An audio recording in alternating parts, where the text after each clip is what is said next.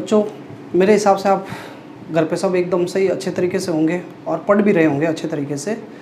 आज अपन एकदम new chapter start कर रहे हैं, पर चैप्टर स्टार्ट करने से पहले मैंने कहा थोड़ी बात कर लेते हैं अपन, क्योंकि बहुत लंबा टाइम हो गया। एक्चुअली मैं खुद भी थोड़ा सा अजीब सा फील कर रहा हूँ कि भाई पूरा वन वे कम्युनिकेशन है, मतलब मैं पढ़ाए जा रहा हूँ पर पढ़ा किसको रहा हूँ। तो सोचा कि भाई एक बार चलो थोड़ा अच्छे से अपन न्यू चैप्टर भी स्टार्ट कर रहे हैं, आपस में थोड़ी बात भी कर लेते हैं ना। तो खैर अभी भी आप मेरे को ही सुनोगे, तो थोड़ा मेरे को लगा कि यार मेरे स्टूडेंट्स को मोटिवेशन की भी ज़रूरत है, थोड़ा बूस्ट भी करना चाहिए उनको। तो बच्चों देखो, ज़्यादा तो मैं अब क्या कहूँ आप लोगों को, वैसे समझदार हो आप लोग, पर मेरे हिसाब से देखो इस दुनिया में 3 तरीके के पर्सन होते हैं, 3 कैटेगरी के लोग होते हैं।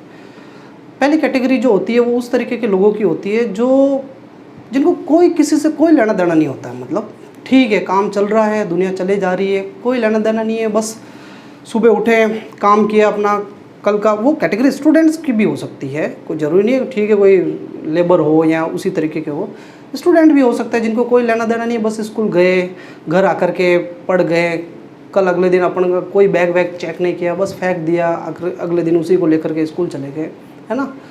दूसरी कैटेगरी उन लोगों की होती है जो चाहते हैं कि कुछ चेंजेस हो, खुद की लाइफ में भी हो, दूसरों की लाइफ में भी हो, कुछ चेंजेस होने चाहिए, ऐसा सोचते हैं कुछ लोग। सेकंड कैटेगरी उनकी होती है, लेकिन खुद वो कुछ नहीं करते हैं, वो सोचते हैं, अच्छी बात है सोचते हैं, पर करते खुद कुछ नहीं हो। एक तीसरी कैटेगरी और होती है बेटा, बहुत डिफरेंट कैटेगरी होती है, यूनिक कैटेगरी होती है, जो करते हैं हर चीज़ को, हर काम को, ये ऐसा होना चाहिए, उसको मैं खुद करूँगा, खुद करते हैं वो। और देखो आपको मैं बता दूं कि ये जो फर्स्ट कैटेगरी जो मैंने बताई थी ना, जो बस खाली दुनिया चल रही है चलने देते हैं, वो बहुत सारे लोग हैं इस पूरी दुनिया में, वैसे लोग बहुत सारे हैं। मेरे हिसाब से 99% वैसे ही लोग मिलेंगे आपको। और जो थर्ड कैटेगरी जो मैंने बताई ना, जो सोचते हैं कि ये काम इस तरीके से होना चाहिए, मुझे ये काम करना है, ऐसे मुझे ही करना है, बच्चों वो शायद बहुत कम होंगे। वैसे लोग मेरे ख्याल से 0.05% ही होंगे ऐसे लोग। और आप बिलीव नहीं करोगे, ऐसे लोग इतने कम हैं इस कैटेगरी के, फिर भी उसके बावजूद भी पूरी दुनिया पे इन लोगों का ही राज है। बाकी जो सारे लोग हैं वो इनके हिसाब से ही चलते हैं। क्यों? क्योंकि वो सबको अपने हिसाब से चला रहे हैं, उनमें डेडिकेशन है, वो अपने आप को यूटिलाइज कर रहे हैं, अपनी स्ट्रेंथ को पहचान रहे हैं।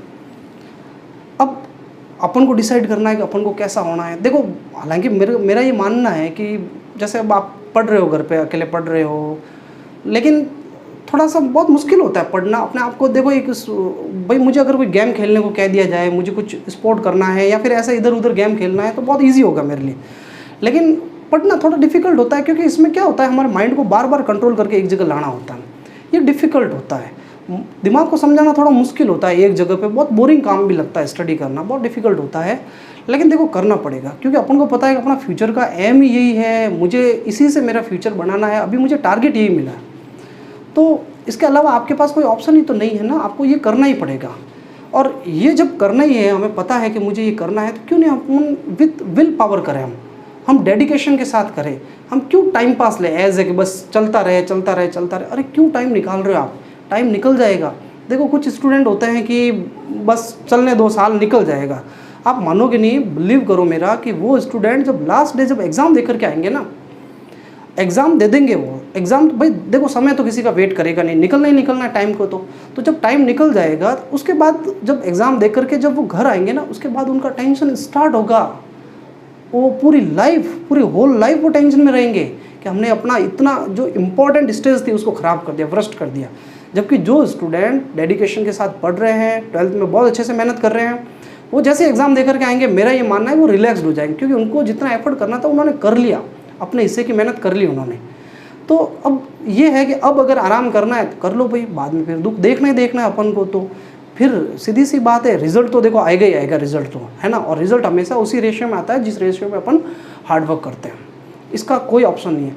देखो आपने एक चीज़ ये नोटिस की होगी, मैंने तो ये देखा अभी, तो अनसक्सेस का क्या रीज़न है, कोई पर्सन क्यों सक्सेसफुल नहीं हो पाता, उसका रीज़न ये ओवर थिंकिंग। और ओवर थिंकिंग भी नहीं कहूँगा मैं, खुद को बेवकूफ़ बनाना। जो पर्सन खुद को बेवकूफ़ बनाता है वो लाइफ में कभी भी सक्सेसफुल नहीं हो पाता है। इसका मैं एक एग्जांपल देता हूँ, मैं बहुत सिंपल सा एग्जांपल देता हूँ आपको।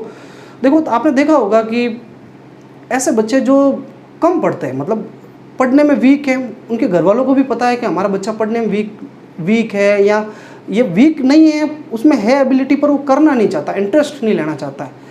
वैसे बच्चे के साथ पेरेंट्स क्या करते हैं, ले बेटा तेरे को ये समझ में नहीं आ रहा है तो और कुछ अल्टरनेट ढूंढ, तेरे को कोई पैकेज दिला दे, स्टडी पैकेज दिला दे। और वो भी घर वालों को ये बनाते, बेवकूफ़ बनाते वो कि पापा मेरे को तो वो पैकेज दिला दो, मैं उन टीचर से पढ़ लूँगा, उस तरीके से पढ़ लूँगा, उस तरीके से। अरे टीचर सब एक जैसे होते हैं, टीचर अपने हिस्से की मेहनत कर लेते हैं। कुछ टीचर थोड़ा सा ज़्यादा कर लेता है, कुछ टीचर थोड़ा सा कम एफर्ट कर लेता है। क्या आइंस्टाइन को आइंस्टाइन से बड़े टीचर ने पढ़ाया होगा क्या? आप सोचो। एपीजे अब्दुल कलाम को जिन टीचर ने पढ़ाया, आपको नाम भी नहीं पता होगा कौन थे। तो जब इतनी बड़ी महान हस्तियाँ हैं, अगर उनके हमें टीचर नहीं पता कौन टीचर थे, क्या वो उसकी जगह किसी और स्कूल में पढ़े होते तो नहीं बन पाते क्या? बनते। या उनके साथ पढ़ने वाले उसी स्कूल में, भाई उनको जिस टीचर ने पढ़ाया होगा बाकी को भी तो उन्हीं टीचर ने पढ़ाया होगा। तो आप खुद सोचो, क्या बाकी सब भी बन गए क्या? बाकी सब भी आइंस्टाइन बन गए क्या? बाकी सब भी एपीजे अब्दुल कलाम बन गए क्या? बाकी स्टूडेंट नहीं बने ना, एक ही बना। यूनिक होते हैं ना पर्सन। क्यों? क्योंकि उन्होंने खुद का एफर्ट किया। टीचर पे, इस पे, ये सब एक्सक्यूज़ है। सब टीचर अपने अपने हिस्से की मेहनत करते हैं। मतलब आप क्यों बेवकूफ़ बना रहे हो खुद वालों को, दूसरों को? मतलब आपको जो अवेलेबल है, क्या वास्तव में आपने उसके साथ पूरा एफर्ट किया? जो आपको मिल रहे हैं सारे मटेरियल, जो चीज़ें आपके सामने हैं, यार उनको तो आप करो कम से कम। आपने उसको डिनाई कर लिया, मतलब आप इतने एलिजिबल भी हो कि आप उस चीज़ को डिनाई कर दो, नहीं नहीं ये तो मेरे लायक नहीं है और मेरे को तो कुछ और चाहिए। थोड़ा सा मतलब सोचो, खुद भी कर क्या रहे हो। ये मतलब खुद को बेवकूफ़ बनाना बंद करो। पहले तो खुद को मत बेवकूफ़ बनाओ। आप अपने आप को देखो, दूसरों से झूठ बोल सकते हो, आप खुद से तो झूठ नहीं बोल सकते ना। तो आप किसको समझाए जा रहे हो कि ये ऐसे हो सकता है, ये ऐसे होना चाहिए? अरे जो चीज़ है हाथ से फिसले जा रही है आपसे, दूसरे आपसे आगे जा रहे हैं, आगे निकलते जा रहे हैं। अब यार अगर हमें एक टारगेट मिल गया, हमारे पास एक काम हो गया, हमें ये चीज़ मिल गई, इससे रिलेटेड मटेरियल मिल गया, तो हमारा काम क्या है? हम उसको पढ़ ले, अच्छे तरीके से पढ़ ले, उससे रिलेटेड सारे इधर उधर की क्वेरी कर ले। और अपने आप को यूँ फैलाना नहीं है कि भाई मेरा ये भी पढ़ लूँ, वो भी पढ़ लूँ, वो भी पढ़ लूँ। देखो सक्सेस की शॉर्ट ट्रिक नहीं होती है, बट शॉर्ट ट्रिक नहीं होते, लेकिन बहुत सारे रास्ते भी नहीं होते हैं कि आप इस रास्ते से भी जाओ, इस रास्ते से भी जाओ। ये किसने आपको कहा कि भाई सक्सेस जो होती है वो हमेशा खुद को कॉम्प्लिकेटेड बना करके ही ला सकते हो? नहीं, आप बहुत इजी वे से भी सक्सेस ला सकते हो। बस आपको एक ही रास्ते पे चलना है, एक ही डायरेक्शन में चलना है। बहुत सारे डिफरेंट वेज नहीं लाने हैं आपको। तो जब आप एक ही ऑब्जेक्ट, एक ही एम लेकर के चलोगे तो आप डेफिनेटली सक्सेस को लोगे। और अभी आपका एम क्या, अभी आपका टारगेट क्या है? 12th पे फोकस करना, परसेंटेज बनाना। और नो डाउट आप कंपटीशन का, फ्यूचर की प्लानिंग वो भी साथ में लेकर के चलें, लेकिन आप उसके लिए यार कुछ एफर्ट तो करें, कुछ हार्डवर्क तो करें। आप मतलब सोचे जा रहे हैं, करें कुछ नहीं, तब ऐसे कभी भी आप सक्सेस नहीं हो पाओगे। तो देखो मेरी ये रिक्वेस्ट है आपसे, इतना अपने पास टाइम होता नहीं है कि फिर मैं बहुत आपसे बात करूं, मोटिवेशनल स्पीच दूं, समझाऊं। आप खुद भी समझदार हैं, कहने की ज़रूरत नहीं है। हमारा फ्यूचर है, हमें इस चीज़ को समझना ही समझना है, कैसे इसको सही बनाना है वो हमारी रिस्पॉन्सिबिलिटी है। बिगड़ेगा भी फ्यूचर तो हमारा खुद का बिगड़ेगा, किसी को कोई फ़र्क नहीं पड़ेगा। इसलिए अगर आप समझते हो तो समझ लो इस चीज़ को कि अब आपको अपने टाइम का यूटिलाइज़ करना है। एक एक मिनट जब आपको लगे कि मैं ये सुबह नहीं उठ पा रहा हूँ, उठे आप। कैसे आपसे नहीं हो पा रहा है, क्यों नहीं हो पा रहा है? एक छोटा सा चैलेंज भी मैं नहीं ले पाऊँ क्या? लेना है मुझे रात को नींद आ रही है तो मुझे कंट्रोल करना है। मैंने आज के अपने पूरे दिन का यूटिलाइज़ किया कि नहीं किया? सोचो, इसको मतलब थोड़ा एनालाइज करो अपने आप को कि आज रियलिटी में मैंने अपने साथ जस्टिस किया कि नहीं किया। फिर आपको अपने आप ही आइडिया लग जाएगा मैं डे बाय डे सक्सेस के नियर जा रहा हूँ या सक्सेस मेरे से दूर जा रही है, हो क्या रहा है मेरे साथ और मेरा लास्ट में फ्यूचर क्या होगा। ऐसा कभी मैंने नहीं सुना मेरी लाइफ में कि किसी पर्सन ने कभी मेहनत ही नहीं की हो और वो कह दे कि मैं आज सक्सेसफुल पर्सन हूँ। किसी का भी, इवन कोई बहुत बड़ी पोस्ट पे भी होगा और वो कहे भाई मैं यूँ कहूँ मेरे पापा बहुत बड़ी पोस्ट पे हैं तो मैं भी सक्सेसफुल हो जाऊंगा, कोई गारंटी नहीं। कोई बहुत बड़ा बिजनेसमैन है तो उसकी भी गारंटी नहीं कि उसके बच्चे कोई बहुत आगे हैं चले जाएंगे। तो इसलिए सबको मुकाम अपना खुद का बनाना पड़ता है, आपको भी बनाना है। इसलिए आप प्लीज़ हार्डवर्क करें, इस टाइम को बिल्कुल भी वेस्ट नहीं जाने दें। आपका फ्यूचर डिसाइड करेगा ये टाइम, आपकी लाइफ डिसाइड करेगा ये, ठीक है। और सबसे बड़ी बात, आप जो कर रहे हो अपने सेल्फ रेस्पेक्ट के लिए कर रहे हो, इसको नीचे मत जाने दो, नीचे मत गिरने दो आपको, ठीक है। तो अब कुल मिला के मैं इस चैप्टर को स्टार्ट कर रहा हूँ। बहुत इंटरेस्टिंग चैप्टर है और बहुत ईजी चैप्टर भी है। तो बच्चों आज जो अपन चैप्टर स्टार्ट कर रहे हैं, ड्यूल नेचर ऑफ रेडिएशन, ये चैप्टर, इस चैप्टर की इंपॉर्टेंस क्या है उसके बारे में मैं बता देता हूँ। एक बार इंट्रो दे देता हूँ इस चैप्टर का, और बहुत अच्छा चैप्टर है, इंटरेस्टिंग चैप्टर है, आप बिल्कुल बोर फील नहीं करोगे। देखो आपने जो 11th के अंदर जो फिजिक्स पढ़ी है, या अभी हमने जो स्टार्टिंग में जो फिजिक्स पढ़ी है, ये जो फिजिक्स होती है ये क्लासिकल फिजिक्स थी, ठीक है ना। इसमें ज़्यादातर न्यूटन्स के फॉर्मूला, न्यूटन्स के जो न्यूटन के लॉज होते हैं वो यूज़ आते हैं ना। लेकिन अब हम जो फिज़िक्स पढ़ने वाले मॉडर्न फिज़िक्स है, ऐसी कई पार्टिकल्स होते हैं, छोटे छोटे पार्टिकल्स होते हैं जिनके ऊपर न्यूटन्स की फिज़िक्स जो है वो फेल हो जाती है, वर्क नहीं करती प्रॉपरली। तो एक्चुअली उसमें कुछ करेक्शन किया गया आइंस्टाइन ने, और फिर उसके बाद एकदम न्यू मॉडर्न फिज़िक्स आई। मॉडर्न फिज़िक्स पूरी तरीके से बेस्ड है फोटोन के कॉन्सेप्ट पे। फोटोन का मतलब हो गया पार्टिकल। तो अपन इसी पूरी चीज़ को, इन्हीं सब बातों को अपन समझेंगे कि ये जो dual nature of radiation chapter है, इसमें क्या क्या एक तो होने वाला है और इसकी थीम क्या है, इसकी स्टार्टिंग क्या है, ठीक है ना। लेकिन उससे पहले मैं आपको थोड़ा सा पास्ट हिस्ट्री में ले जाता हूँ, है ना। देखो ये पूरी रामायण शुरू कैसे हुई, क्योंकि बात यहाँ पे पूरी चल रही है लाइट के बारे में। किसके बारे में चल रही है? लाइट के बारे में। लाइट जो होती है, अब लाइट आपको पता ही है कि भाई जब लाइट ट्रैवल करती है तो कैसा नेचर हो सकता है लाइट का। तो देखो जब नेचर के बारे में डिस्कस होने लगा लाइट के, तो दो तरीके के नेचर निकल करके सामने आए लाइट के। एक तो आया वेव नेचर और एक आया पार्टिकल नेचर, ठीक है। एक वेव नेचर हो गया और एक कौन सा नेचर हो गया भाई? Particle nature. अब इसको आप किस तरीके से समझोगे? जैसे फॉर एग्जांपल, जैसे मैं ही हूँ और मैं बहुत फास्ट स्पीड से दौड़ता हूँ आपके सामने से, तो आपको ऐसा लगेगा बहुत तेज़ी से दौड़ता हूँ कि आप मतलब एकदम मेरे को अलग अलग, मतलब मैं इतना तेज़ी से दौड़ता हूँ कि आपको पूरा एकदम कंटिन्यूसली एक बीम की तरह दिखूँ, तो आपको ऐसा लगेगा कि वेव पास हुई। लेकिन अगर उसी को अगर रोक करके देखा जाए तो एक पार्टिकल ही था। तो सेम वही बात है कि एक्चुअली लाइट है क्या, किससे कंस्ट्रक्ट हुई है, किससे मिलकर के बनी हुई लाइट का एक्चुअली खुद का नेचर क्या, उसका जो मेन प्रॉपर एग्जिस्टेंस क्या है, वो वेव है या पार्टिकल है। तो इसी चीज़ को कंफर्म करने के लिए पूरी पास्ट की जो है कैसे कैसे थ्योरीज डेवलप हुई उसके बारे में अपन बात करते हैं। इसमें सबसे पहले जो पर्सन आया वो आपका सबसे फेवरेट पर्सन था, पूरी उसी की कृपा है जिसकी वजह से आप अभी तक फिजिक्स के साथ टिके हुए हो, न्यूटन, है ना। और भाई देखो न्यूटन की तो आपको पता ही है, हर चीज़ में टांग डालनी है। और पूरी फिजिक्स के अंदर आपको तो जब भी 11th में शुरू हुए तो ये लो न्यूटन, और ये स्टार्ट हुए इस चैप्टर के अंदर ग्रेविटेशन में पहुंचे कि ये लो न्यूटन, मतलब हर जगह न्यूटन, और ये लो अब भी न्यूटन। तो सबसे पहले जो है न्यूटन ने एक थ्योरी दी थी जिसको कहते हैं कॉर्पस्कुलर थ्योरी, ठीक है, लाइट के बारे में। अब हालांकि इस सब के बारे में अपन चैप्टर वेव ऑप्टिक्स में डिस्कस करेंगे। वेव ऑप्टिक्स चैप्टर जो है उसके अंदर डिटेल से बात की जाएगी इस पूरी थ्योरी की। लेकिन अभी जस्ट मैं आपको आइडिया बता देता हूँ। इसमें न्यूटन ने कहा कि जो लाइट है, लाइट बहुत छोटे छोटे टाइनी पार्टिकल्स होते हैं, इलास्टिक पार्टिकल्स होते हैं, उन पार्टिकल्स से मिलकर के बनी हुई है। उन पार्टिकल्स को उसने कॉर्पस का, और ये जो पार्टिकल होते हैं ये पार्टिकल ही मीडियम के अंदर ट्रेवल करते हैं। इसका मतलब ये हो गया, न्यूटन ये कहना चाह रहा है कि लाइट का नेचर जो है वो कैसा है भाई? पार्टिकल नेचर है, ठीक है। अब न्यूटन ने कह दिया भाई पार्टिकल नेचर है। उसके बाद एक दूसरा साइंटिस्ट आया, हाइगेन। ये जो हाइगेन आया, इसने भाई है ना कहा कि लाइट जो है वेव है, और उसने वेव थ्योरी दी, जो कि अपन वेव ऑप्टिक्स चैप्टर जो है उसके अंदर डिटेल से बात करेंगे इन सब की। वहाँ पे वापस आपको यही चीज़ याद दिलाई जाएगी। तो हाइगेन ने कहा कि लाइट जो है वो वेव है, एक्चुअली वेव की फॉर्म में ट्रैवल करती है, और इसने बहुत सारे एविडेंस भी दिए इसके, और बहुत सारी लाइट की फिनोमिनन जो है उनको डेराइव भी किया उसने अपनी थ्योरी के बेस पे। तो उसने कहा कि भाई लाइट का जो नेचर है वो एक्चुअली वेव नेचर है। ऐसी बहुत सारी फिनोमिनन है, जैसे इंटरफेरेंस है, डिफ्रैक्शन है, पोलराइजेशन है। ये एक ऐसी फिनोमिनन है जो वेव थ्योरी से ही एक्सप्लेन हो सकती है। लेकिन कुछ इसकी भी ड्रॉबैक्स थी, कुछ कमियां थी। उसके बाद थोड़ा सा है ना एक दूसरा प्रैक्टिकली, अभी तक ये जो सारी थ्योरी थी हाइपोथेटिकली चल रही थी, पर साइंटिफिकली जो थ्योरी आई बाद में, scientifically on the basis of experiment, वो था मैक्सवेल। और मैक्सवेल ने एक थ्योरी दी थी, मैक्सवेल्स इलेक्ट्रोमैग्नेटिक वेव थ्योरी। अब बच्चों जब मैक्सवेल ने इलेक्ट्रोमैग्नेटिक वेव थ्योरी दी तो उसने कहा कि जो लाइट है वो इस इलेक्ट्रोमैग्नेटिक वेव का ही पार्ट है। हमारे पूरा एक चैप्टर है इलेक्ट्रोमैग्नेटिक वेव के ऊपर। तो लाइट जो है इलेक्ट्रोमैग्नेटिक वेव का पार्ट है, और इलेक्ट्रोमैग्नेटिक वेव का मतलब है तो वेव ही है ना भाई, वेव ही है। इलेक्ट्रोमैग्नेटिक वेव का मतलब क्या हुआ? वेव। तो कुल मिला के मैक्सवेल भी यही कह रहा है कि लाइट जो है वो क्या है? वेव है। तो देखो अब आपको ये लग रहा है कि भाई दो जने कह रहे हैं वेव नेचर है, और एक अकेला बेचारा न्यूटन जो है वो ये कह रहा है कैसा नेचर है? पार्टिकल नेचर है। लेकिन फिर एक दूसरा साइंटिस्ट आया, जिसका नाम था मैक्स प्लांक, प्लांक भाई प्लांक,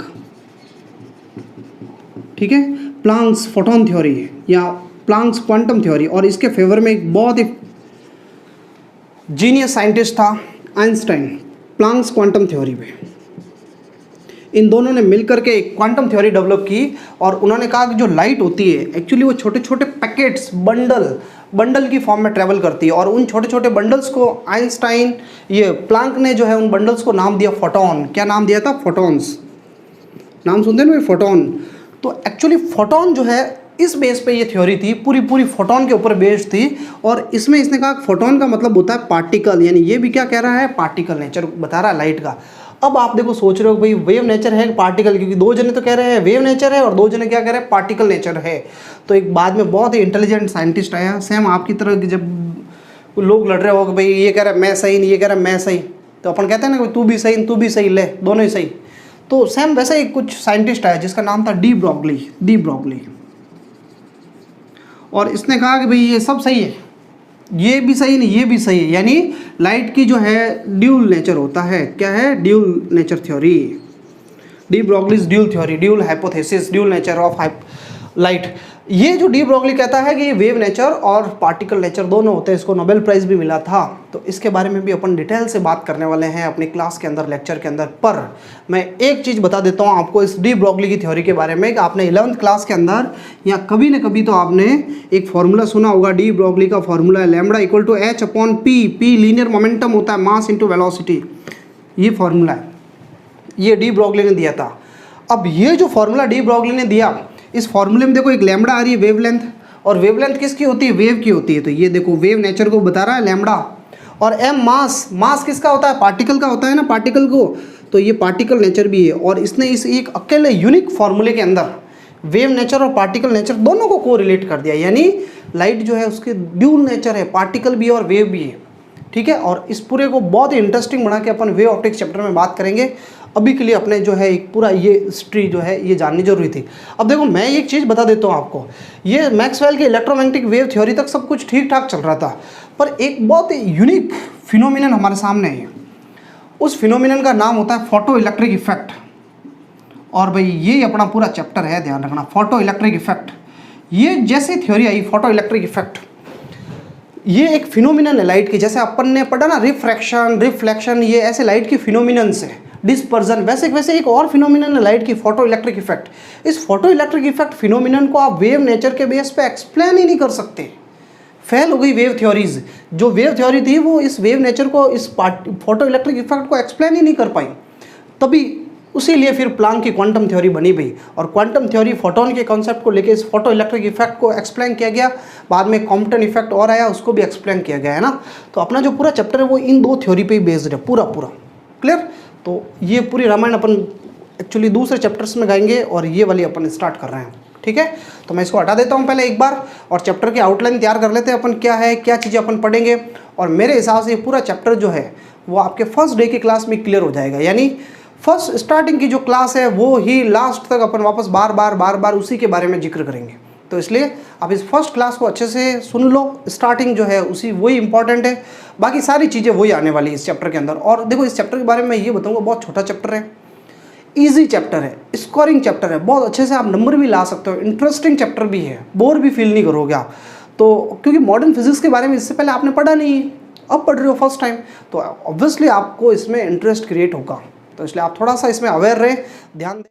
देखो मैं ये बता देता हूँ आपको, कुछ कीवर्ड्स आपके सामने आएंगे इस चैप्टर के अंदर, बस उन चीज़ों को अपन को समझ लेना है, यानी इस चैप्टर के अंदर क्या क्या टॉपिक्स क्या रहेंगे। तो एक्चुअली ये जो कीवर्ड्स है ये हमारे माइंड में होने चाहिए, बाकी आप कहीं नहीं अटकने वाले। एक तो सबसे पहले आपको आपके सामने आएगा फोटो इलेक्ट्रिक इफेक्ट या फोटो इलेक्ट्रिक एमिशन। और जब फोटो इलेक्ट्रिक एमिशन समझोगे तब आपके सामने ये भी बार बार घूमेंगे, frequency, intensity, work function, stopping potential,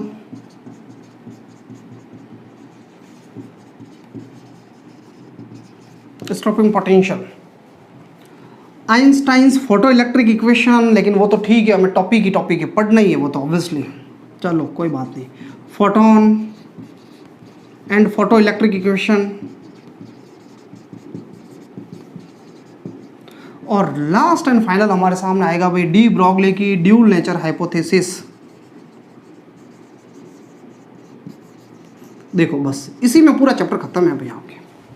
ये चीज़ें आपको पता चल गई, ये चीज़ें मेरे ख्याल से आपको पता चल गई किसका क्या मीनिंग है और आपस में कैसे को रिलेटेड है, तो आप कहीं नहीं अटकने वाले हो इस चैप्टर के अंदर, पूरा फुल मार्क्स लेके आओगे आप। ठीक है, तो अपन फटाफट स्टार्ट करते हैं। अब बच्चों देखो, पहले मैं आपको ये बता देता हूँ, देखो एक चीज़ को समझ लो, फ्री इलेक्ट्रॉन को समझ लो पहले तो।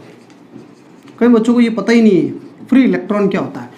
इस चैप्टर में अपन देखो बार बार वर्ड यूज़ करेंगे, free electron free electron free electron. ये फ्री इलेक्ट्रॉन क्या होता है, जैसे कोई एटम है, एटम का ये न्यूक्लियस है और न्यूक्लियस के बाहर जो है भाई इलेक्ट्रॉन रिवॉल्व करते ही करते हैं, आपको पता ही है ये इलेक्ट्रॉन रिवॉल्व कर रहे हैं ये।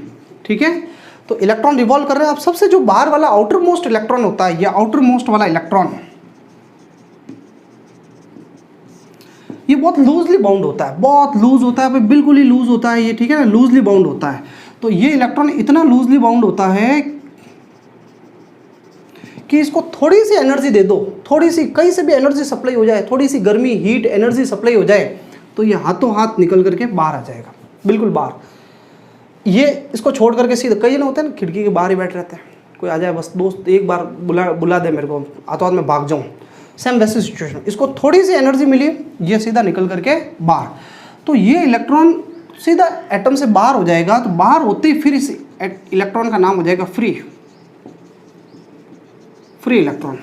अब ये अपना मनमोजी आदमी कहीं पर भी घूम सकता है, मन में आए जा, इसका इस एटम से अब कोई लेना देना नहीं है, अब वापस ये भूल के भी यहाँ पे नहीं आएगा। ठीक है, अब ये घूमेगा। अब देखो घूमने का मतलब यूँ नहीं हवा में घूमेगा, ये एक्चुअली ये एटम है, एटम ये किसी जैसे कोई कंडक्टर है या कोई सब्सटेंस है, ये सब्सटेंस के अंदर ऐसे बहुत सारे एटम्स होते हैं, बहुत सारे एटम्स होते हैं, ये एटम है। एटम से इलेक्ट्रॉन निकल गया तो पीछे क्या बच गया, आयन, पॉजिटिव आयन। तो जैसे ये एटम है, कोई एटम है, इस सब्सटेंस के अंदर एटम है, तो एटम के अंदर से जैसे इलेक्ट्रॉन बाहर निकल गया तो पीछे क्या बच गया, पॉजिटिव आयन। तो ये पॉजिटिव आयन ये तो अपनी जगह पे पड़ा रहेगा, ये कहीं नहीं जाएगा, लेकिन ये इलेक्ट्रॉन जो है ये इस कंडक्टर, ये सब्सटेंस के अंदर ही घूमेगा, अंदर घूमेगा, हवा में बाहर नहीं निकल गया, इस सब्सटेंस के अंदर है। जैसे ये पॉजिटिव आयन है, इसने एक इलेक्ट्रॉन एमिट कर दिया, पॉजिटिव है, इसने एक इलेक्ट्रॉन छोड़ दिया, तो ये जो इलेक्ट्रॉन है ये फ्री इलेक्ट्रॉन है, ये इसके बीच में, इसके अंदर कहीं इधर उधर इन आयन्स के बीच में घूमेगा, पर इस दीवार को तोड़ के बाहर नहीं आएगा।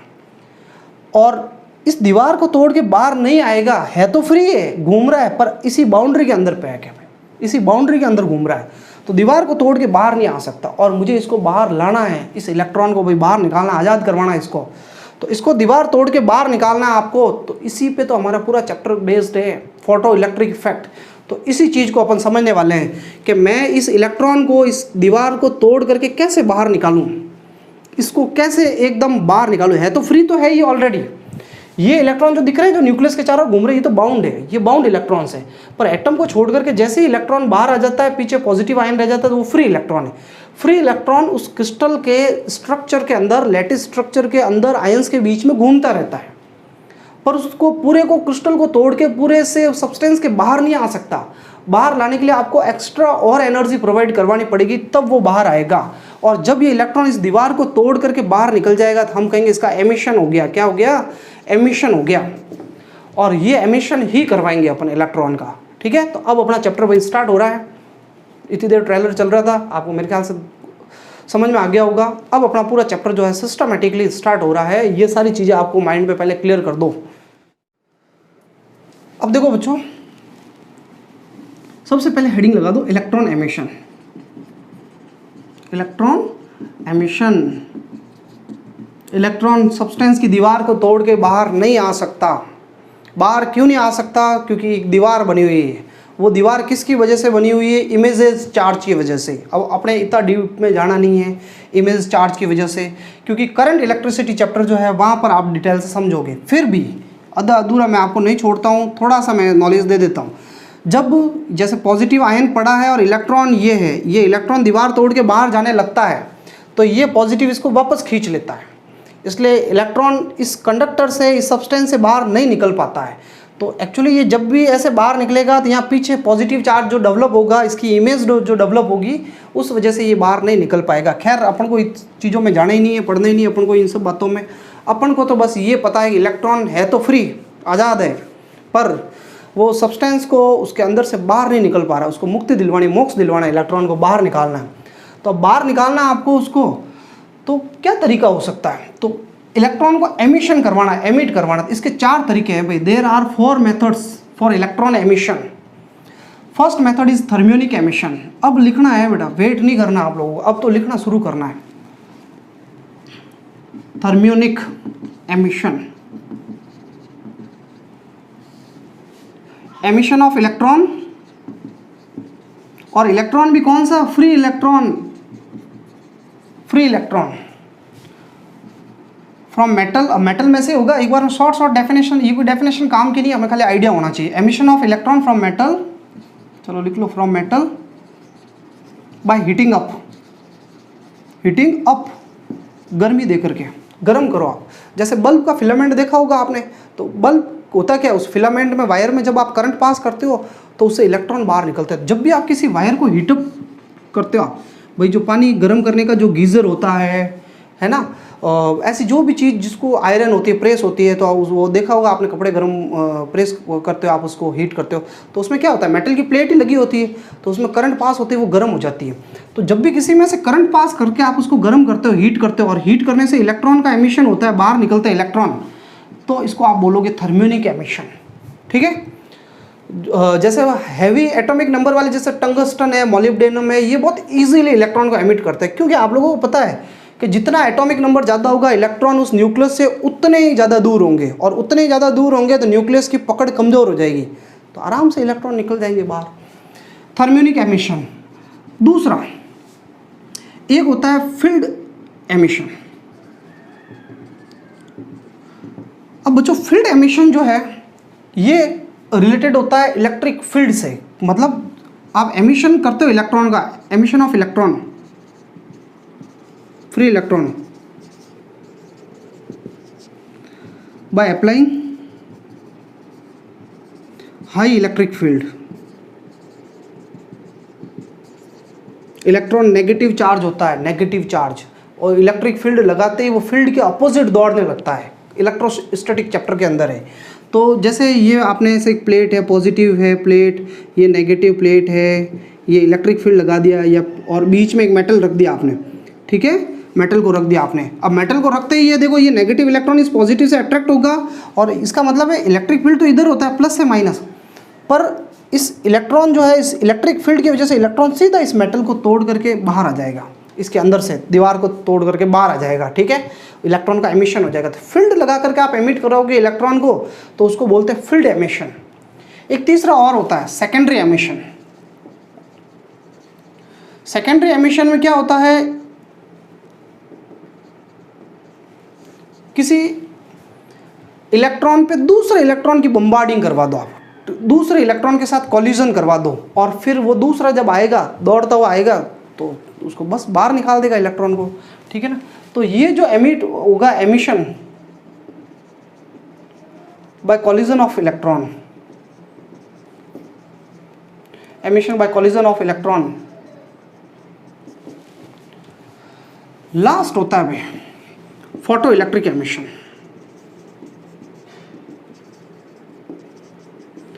इसी के बारे में हम डिटेल से बात करने वाले हैं, इसी के बारे में। बस अभी तो मैं यूँ शॉर्ट में लिखा रहा हूँ, बाकी अब अपन डेफिनेशन सिस्टमेटिकली करेंगे, यही अपना पूरा चलेगा, ये अपने कोई लेन देन नहीं है इनसे।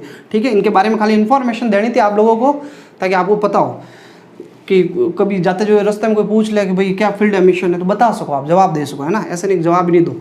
फोटो इलेक्ट्रिक एमिशन जो है, ये क्या होता है, emission of free electrons, free electrons by fouling of. Photo का मतलब होता है लाइट, फोटो का मतलब क्या होता है, light, falling of light, light से आप इलेक्ट्रॉन को एमिट करवाओ, तो इसको बोलते हैं फोटो इलेक्ट्रिक एमिशन। अब अपन सही राइटिंग जमा करके सिस्टमेटिकली लिखते हैं अपन सब कुछ, इसको मैं हटा देता हूँ भाई। देखो बच्चों, अब हमारा चैप्टर स्टार्ट होता है, मेन जो चैप्टर है वो अब स्टार्ट हो रहा है। ठीक है, तो अब आप थोड़ा सा इस चीज़ पे थोड़ा फोकस करें, अच्छे से समझें इसको। तो अपन जो बात कर रहे हैं सबसे पहले आपको हेडिंग लगानी है photo electric effect.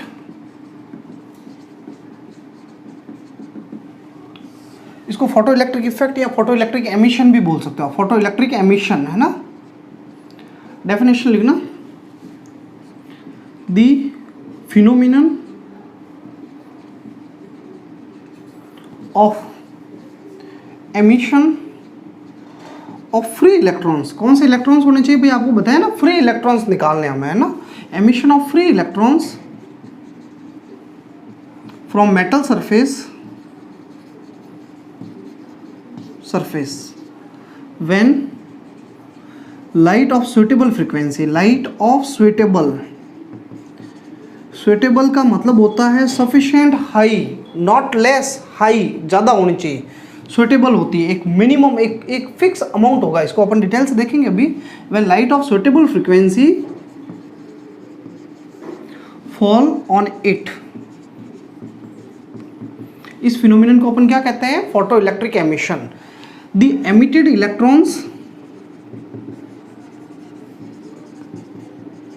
electrons are known as photoelectrons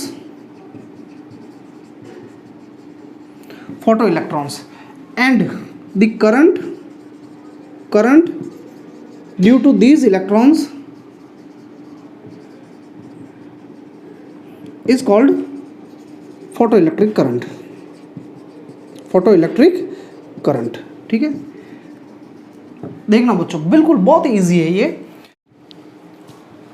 तो देखो बच्चों, ये मेटल है, ये कोई मेटल का सरफेस है, ये मेटल है। अब इस मेटल के अंदर ये इलेक्ट्रॉन्स पड़े हैं, ये फ्री इलेक्ट्रॉन्स है। फ्री का मतलब इस मेटल के अंदर कहीं पर भी ये घूम सकते हैं इलेक्ट्रॉन, इस मेटल के अंदर ये इलेक्ट्रॉन कहीं पर भी घूम सकते हैं, पर इस दीवार को तोड़ के बाहर नहीं आ सकते। अब जैसे आप समझो, जैसे किसी रूम के अंदर मैं पैक हूँ और मुझे उस रूम से बाहर निकलना है, तो मुझे बाहर से कोई इतनी एनर्जी तो मिलेगी, मैं उस दीवार को तोड़ के बाहर आ जाऊँ, सफिशिएंट एनर्जी मुझे बाहर से प्रोवाइड हो। तो ये इलेक्ट्रॉन इस के अंदर पैक है।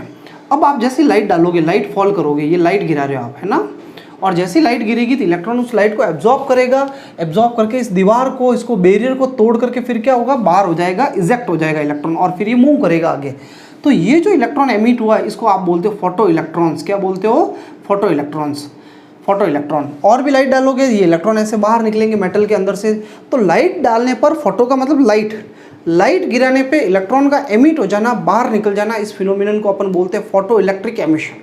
बिल्कुल नाम से, डेफिनेशन से ही पता चल रहा है, लाइट गिराने पे इलेक्ट्रॉन का एमिट हो जाना, इस फिनोमिनन को आप बोलोगे फोटो इलेक्ट्रिक एमिशन। अब देखो, मैंने ये जो इलेक्ट्रॉन जो निकले हैं, ये इलेक्ट्रॉन जब आगे ट्रेवल करेंगे तो इन इलेक्ट्रॉन की वजह से करंट होगी, उसको करंट को आप कहोगे फोटो इलेक्ट्रिक करंट। अब जो मैंने एक वर्ड काम में लिया है भाई यहाँ पे, सुइटेबल फ्रिक्वेंसी, ये क्यों काम में लिया है? एक्चुअली फ्रिक्वेंसी का बहुत बड़ा मेजर रोल है, फ्रिक्वेंसी से ही पूरी ये फिनोमिनन एक्सप्लेन होगी, वो आगे हम देखेंगे। पर आप एक बात दिमाग में बैठा दो, अपने दिमाग में इस एक बात को आप डाल दो कि जब आप लाइट गिरा रहे हो तो उस लाइट की एक फिक्स पर्टिकुलर फ्रिक्वेंसी होनी चाहिए। जैसे मैं कह रहा हूँ 4 हर्ट्ज फ्रिक्वेंसी होनी चाहिए, तो 4 है तो 4 ही होनी चाहिए। 4 से कम होगी तो इलेक्ट्रॉन बाहर नहीं निकलेंगे, 4 से ज़्यादा हो सकती है, वो एक फिक्स मिनिमम सफिशिएंट अमाउंट होगा, उससे ज़्यादा हो सकता है, उससे कम नहीं होना चाहिए। एक सुइटेबल फ्रिक्वेंसी होनी बहुत ज़रूरी है, और ये वर्ड आपको फिक्स फोटो इलेक्ट्रिक एमिशन की डेफिनेशन के साथ अटैच कर लेना है कि एक सुइटेबल फ्रिक्वेंसी की लाइट गिराओगे तभी इलेक्ट्रॉन का एमिशन होगा। ये सब क्यों होगा, इसी को तो समझना है हमको इस चैप्टर के अंदर, यही तो सब कुछ है इस चैप्टर के अंदर। तो ये तो अपन आगे डिटेल से देखने वाले हैं। तो देखो बच्चों, मैं एक बार वापस रिपीट कर लेता हूँ डेफिनेशन को। The phenomenon of emission of free electrons, free electrons को बाहर निकालना है ना।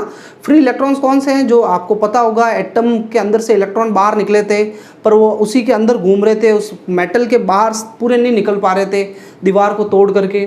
तो उनको बाहर निकालने के लिए जब आप लाइट डालोगे मेटल के ऊपर सुइटेबल फ्रिक्वेंसी की, तो इलेक्ट्रॉन का जो एमिशन होगा उस फिनोमिनन को अपन बोलेंगे फोटो इलेक्ट्रिक एमिशन, ठीक है। और एमिटेड इलेक्ट्रॉन्स का क्या नाम होगा, फोटो इलेक्ट्रॉन्स, और उनकी वजह से जो करंट आएगी उसको क्या कहेंगे, फोटो इलेक्ट्रिक करंट्स।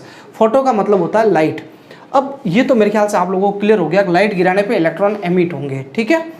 अब जो दूसरी चीज़ मैं बता रहा हूँ, देखो इलेक्ट्रॉन को दीवार से तोड़ करके बाहर निकालना है तो उसको एक मिनिमम एनर्जी देनी पड़ेगी। मिनिमम एनर्जी, मिनिमम फ्रिक्वेंसी होगी, और फ्रिक्वेंसी से ही बनती है एनर्जी। तो मिनिमम एनर्जी देनी पड़ेगी। इस एनर्जी को आप कहते हैं वर्क फंक्शन। मैंने आपको याद होगा कीवर्ड लिखवाए थे आपको, तो देखो एक एक कीवर्ड एक्सप्लेन होता जा रहा है आपके सामने, और बिल्कुल भी मतलब हार्ड नहीं, ये चैप्टर बहुत ईजी चैप्टर है, ठीक है। तो अपन है ना डेफिनेशन डिस्कस कर रहे हैं, एक न्यू डेफिनेशन वर्क फंक्शन, इसको मैं हटा रहा हूं। Work function,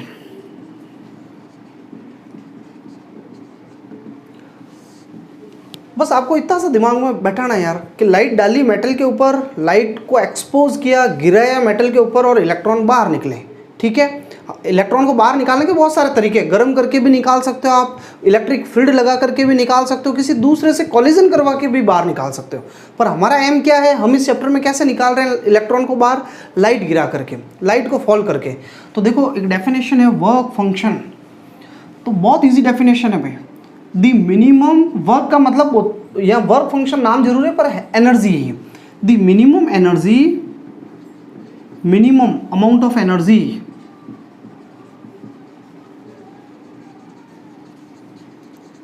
required to just eject, बाहर निकालना है, या जस्ट एमिट भी लिख लो, जस्ट एस्केप भी लिख लो, required to just eject free electron, free electron, just word आया है भाई, इसको अंडरलाइन कर देना, free electron from metal surface without any gain of kinetic energy, gain of kinetic energy, ये अभी आपको एक्सप्लेन करेंगे, ठीक है। देखो इस डेफिनेशन को खाली बस आप यहाँ तक दिमाग में, वैसे तो देखो एग्जाम में पूरी डेफिनेशन लिखनी है सिस्टमेटिकली, पर अभी आप टेम्परेरी इसको है ना थोड़ा इस तरीके से दिमाग में रखें कि इलेक्ट्रॉन को मेटल के सरफेस से बाहर निकालना है। मेटल, ये मेटल है, इसके अंदर इलेक्ट्रॉन पड़ा है भाई, और तो इलेक्ट्रॉन को इस मेटल से बाहर निकालना है तो आपको लाइट गिरानी पड़ेगी। देखो ये पूरी फिनोमिनन मेटल के ऊपर चल रही है, इंसुलेटर जो है उनके ऊपर नहीं है, मेटल के ऊपर लाइट डालने पे इलेक्ट्रॉन बाहर निकलेंगे। इंसुलेटर को इलेक्ट्रॉन बाहर थोड़ी निकालता है, इंसुलेटर में तो फ्री इलेक्ट्रॉन होते ही नहीं, free electron only for conductors में होते हैं, मेटल्स में होते हैं। तो इसलिए लाइट डालने पे जैसे लाइट गिराओगे इलेक्ट्रॉन बाहर आएगा। तो भाई मिनिमम एनर्जी जो चाहिए इस इलेक्ट्रॉन को बाहर निकालने के लिए, इतनी दोगे तभी निकल पाएगा, तभी ये दीवार तोड़ पाएगा, उससे कम दे दी तो नहीं निकल पाएगा। जैसे मैं कह देता हूँ मान लो 2 जूल एनर्जी चाहिए, तो अगर आप 2 जूल एनर्जी डालोगे तभी इलेक्ट्रॉन इस दीवार को तोड़ के बाहर आएगा, इससे कम डालोगे तो इलेक्ट्रॉन बाहर नहीं निकल पाएगा, ठीक है। तो भाई जो मिनिमम एनर्जी चाहिए उसको अपन बोलते हैं वर्क फंक्शन। इसका फॉर्मूला क्या होता है वर्क फंक्शन का, वर्क फंक्शन को फाई नॉट से डिनोट करते हैं भाई, या कई लोग डब्ल्यू नॉट से भी डिनोट कर देते हैं। इसका फॉर्मूला देखो, आपने एक फोटोन का फॉर्मूला पढ़ा है एच न्यू, इसके बारे में अभी हम अपन बात करेंगे। एच है प्लांक कांस्टेंट और न्यू है फ्रीक्वेंसी, और इसके मेरे पास लगा देता हूँ न्यू नॉट फ्रीक्वेंसी के पास। वर्क फंक्शन का फॉर्मूला दिमाग में बैठा दो, phi naught equal to h nu naught, साथ साथ लिखना भी आपको, वेयर एच जो है एच प्लांक कांस्टेंट है, क्या है प्लांक कांस्टेंट, इसको कहते हैं प्लांक कांस्टेंट, और इसकी वैल्यू होती है भाई 6.632 इंटू 10⁻632 लिख लो भाई, 10⁻⁻34 joule into second. H constant है, ये तो याद रखना आपको। ये न्यू नॉट जो है, अभी इसके बारे में हम बात करेंगे, थ्रेशोल्ड फ्रीक्वेंसी, इसको क्या कहते हैं थ्रेशोल्ड फ्रीक्वेंसी, और इसको C/λ0 भी लिख सकते हो आप। और ये थ्रेशोल्ड फ्रीक्वेंसी जो है इसके बारे में अपन अभी बात कर रहे हैं। देखो मैं आपसे ये रिक्वेस्ट कर रहा हूँ कि ये चैप्टर आपको बहुत इजी लगेगा अभी थोड़ी देर बाद, इसको आप बस थोड़ा सा पेशेंस रखें। आगे आगे ये अभी आपको भले थोड़ी सी अजीब सी चीज़ें लग सकती है अटपटी, पर अभी देखना एक बार जैसे मैं सब कुछ समझाऊंगा, एक्सप्लेन कर दूंगा पूरा आगे तक, 2-4 चीज़ें मेरे को एक्सप्लेन करनी है, फिर आपको लगेगा यार ये तो हर बार एक ही चीज़ आ रही है, आप खुद ही बताओगे ऑटोमेटिकली कि ये तो बिल्कुल नॉर्मल सी बात है। मैं अगर आपसे बताऊँ, मैं आपसे पूछूंगा कि ये इसमें क्या होगा बताओ, ये किस पे डिपेंड करेगा, आप खुद ही बता दोगे, इतना ईजी है। तो ये थोड़ा सा अपन को पेशेंस रखना है, बस जैसे जैसे चीज़ें आती रह रही है समझते रहो उनको। तो वर्क फंक्शन होता है मिनिमम एनर्जी और इसका फॉर्मूला होता है एच न्यू नॉट, ठीक है। न्यू नॉट वर्क फंक्शन के बारे में ये मैं बता देता हूँ। वर्क फंक्शन को आप मेजर करोगे, measured in electron volt, EV, EV का मतलब होता है इलेक्ट्रॉन वोल्ट, ये भी एनर्जी का यूनिट है भाई, इलेक्ट्रॉन वोल्ट। और 1 इलेक्ट्रॉन वोल्ट जो होता है, 1 इलेक्ट्रॉन वोल्ट, इसकी वैल्यू होती है 1.6 इंटू 10⁻⁻19 कूलम। वर्क फंक्शन को हम इलेक्ट्रॉन वोल्ट में एक्सप्रेस करेंगे, और इलेक्ट्रॉन वोल्ट 1 इलेक्ट्रॉन वोल्ट की वैल्यू इतनी होती है। देखो वर्क फंक्शन कम होगा, वर्क फंक्शन का मतलब क्या है, इलेक्ट्रॉन को बाहर निकालने के लिए मिनिमम एनर्जी, मिनिमम एनर्जी देनी, कम कितनी कम दे कि इलेक्ट्रॉन बाहर निकल जाए, मतलब मिनिमम एनर्जी चाहिए कि कितनी एनर्जी दे कि इलेक्ट्रॉन दीवार को तोड़ के बाहर निकल जाए। जितना वर्क फंक्शन कम होगा इलेक्ट्रॉन का निकलना उतना ही आसान होगा भाई। जैसे एक कोई मान लो एक कोई मेटल है, मेटल नंबर ए है, इस मेटल नंबर ए का वर्क फंक्शन है 2 इलेक्ट्रॉन वोल्ट, और एक दूसरा मेटल है मेटल नंबर बी, इसके अंदर भी इलेक्ट्रॉन पड़ा और इसका वर्क फंक्शन है 4 इलेक्ट्रॉन वोल्ट। इसका क्या मतलब, इसको समझो आप। इसका मतलब ये देखो, वर्क फंक्शन का मतलब ये नहीं है कि हम कौन सी लाइट गिरा रहे हैं, हमारी गिरने वाली लाइट से कोई लेना देना नहीं है। वर्क फंक्शन डिपेंड करता है इस मटेरियल के नेचर पे। ए वाले मटेरियल का वर्क फंक्शन है 2, बी वाले का वर्क फंक्शन कितना है 4। इस मटेरियल के नेचर पे डिपेंड करता है ये। तो इसका वर्क फंक्शन कम है, इसका मतलब इसको अगर 2 की एनर्जी दोगे तो इलेक्ट्रॉन बाहर निकल जाएगा, क्योंकि मिनिमम एनर्जी जो चाहिए उसी को कहते हैं वर्क फंक्शन, इलेक्ट्रॉन को बाहर निकालने के लिए। तो 2 की एनर्जी देने पे ये बाहर निकल जाएगा। 2 इलेक्ट्रॉन वोल्ट की एनर्जी जैसे ही डालोगे आप तो ये बाहर निकल जाएगा। 2 से कम डालोगे तो नहीं निकल पाएगा ये इलेक्ट्रॉन, और 3 की डालोगे तो आराम से निकलेगा। भाई एनर्जी चाहिए 2 ही ना, आप 3 दे रहे हो तो आराम से निकलेगा। अच्छा, इसमें इसका वर्क फंक्शन 4 है, इस पर अगर 2 की एनर्जी गिराऊंगा तो क्या इलेक्ट्रॉन बाहर निकलेगा? तो 2 की एनर्जी को इलेक्ट्रॉन ने एब्जॉर्ब किया, दीवार तोड़ने की कोशिश करेगा, पर चाहिए तो उसको कितनी 4। ये दीवार मजबूत है भाई, 4 चाहिए। वर्क फंक्शन जितना बड़ा होगा उसका मतलब दीवार उतनी मजबूत है, टूटना कॉम्प्लिकेटेड है। तो आप 2 की एनर्जी डालोगे तो ये तो निकलेगा ही नहीं, 3 की डालोगे तब भी ये नहीं निकलेगा, क्योंकि इसको दीवार तोड़ने के लिए कितनी एनर्जी चाहिए 4। मैं 4 डालूंगा मिनिमम, कम से कम मुझे 4 इलेक्ट्रॉन वोल्ट एनर्जी डालनी पड़ेगी तभी इलेक्ट्रॉन बाहर निकलेगा। तो जो मिनिमम एनर्जी चाहिए इलेक्ट्रॉन को मेटल के सरफेस से बाहर निकालने के लिए, उसको अपन क्या कहते हैं? Work function. ये मेरे ख्याल से आपको दिमाग में बैठ गया। इस बात को आप नोट कर लो, समझ लो इसको, कि जितना वर्क फंक्शन कम होगा इलेक्ट्रॉन ईजिली निकल पाएगा, ईजिली वो मेटल इलेक्ट्रॉन एमिट करेगा। कम वर्क फंक्शन का मतलब है कम एनर्जी देने पे इलेक्ट्रॉन निकल गया, तो अच्छी बात है, वो तो जल्दी निकल जाएगा। तो इसलिए ये हमें ध्यान रखना है कि जिसका वर्क फंक्शन कम होगा वो ईजिली इलेक्ट्रॉन एमिट करेगा, ठीक है। तो the metal with lace work function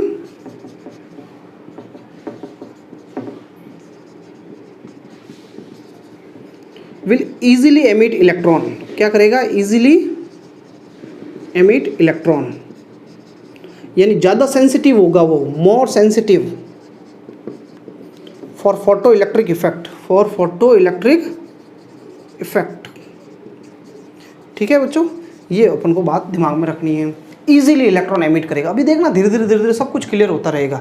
अच्छा, वर्क फंक्शन किस पे डिपेंड करता है? मटेरियल के नेचर पे डिपेंड करता है भाई, depends upon the nature of material.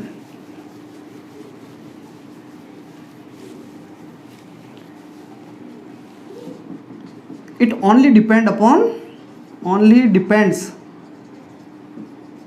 upon nature of material।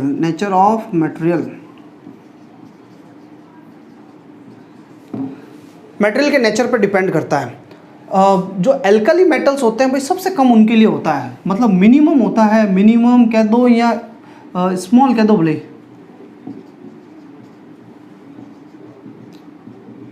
Minimum for alkali metals.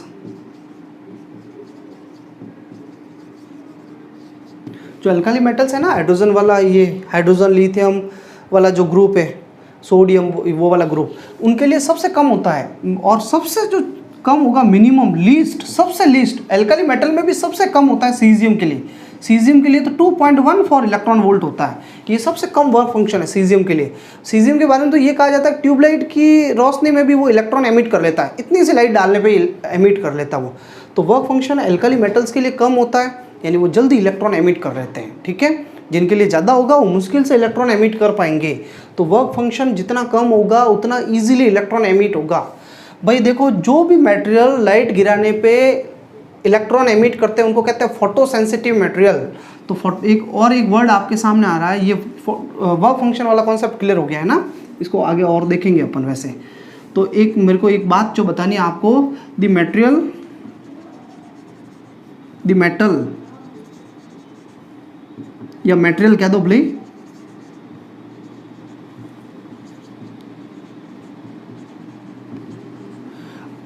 Sorry यार, the material suitable for photo electric effect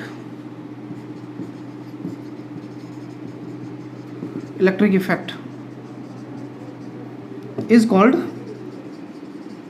photo sensitive material, क्या कहते हैं उसको, फोटो सेंसिटिव मटेरियल। और ये सारे जो एल्कली मेटल्स होते हैं भाई वो फोटो सेंसिटिव होते हैं, लाइट गिराने पे इलेक्ट्रॉन एमिट कर लेते हैं। क्लियर हो गया। अब अपन एक नेक्स्ट डेफिनेशन पढ़ रहे हैं, हेडिंग डाल दो भाई थ्रेशोल्ड फ्रीक्वेंसी। ये मैं एक बार रफ कर लूँ।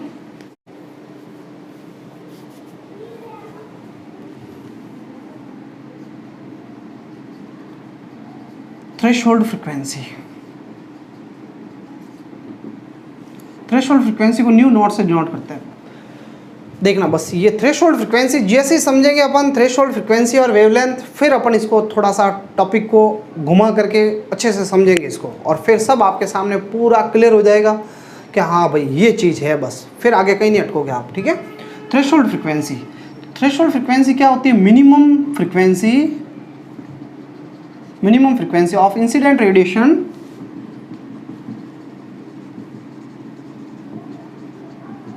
required for photoelectric emission, या required to take place photoelectric emission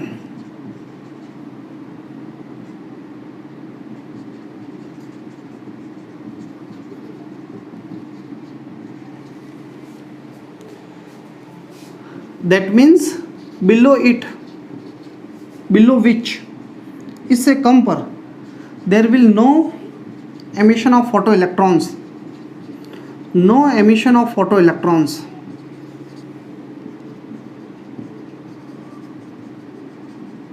is called threshold frequency.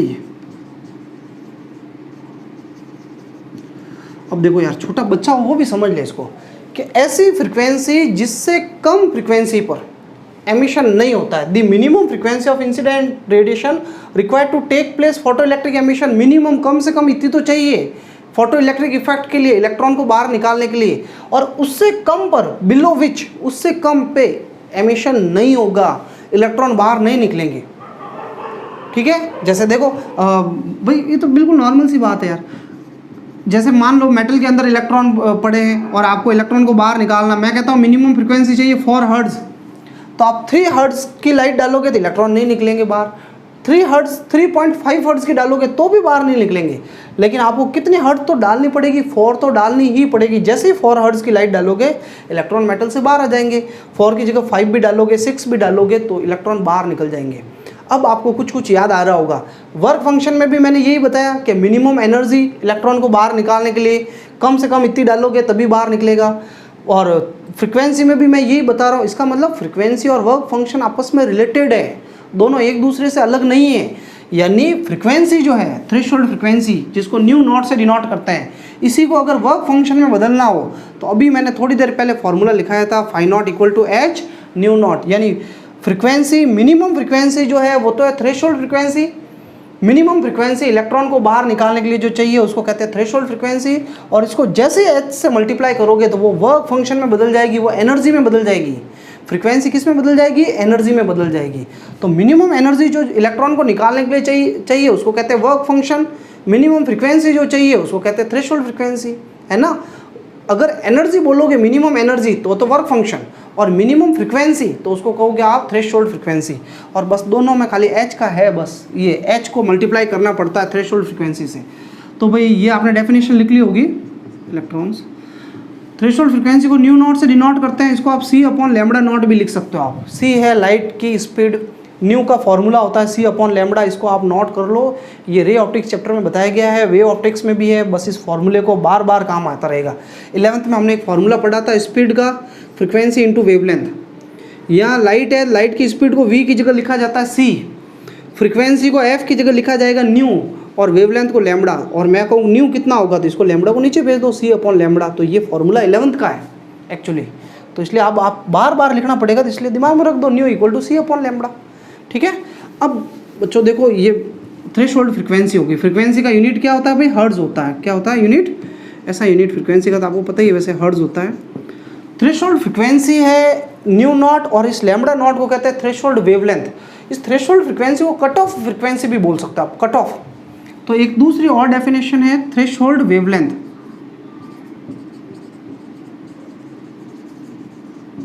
या कट ऑफ वेवलेंथ।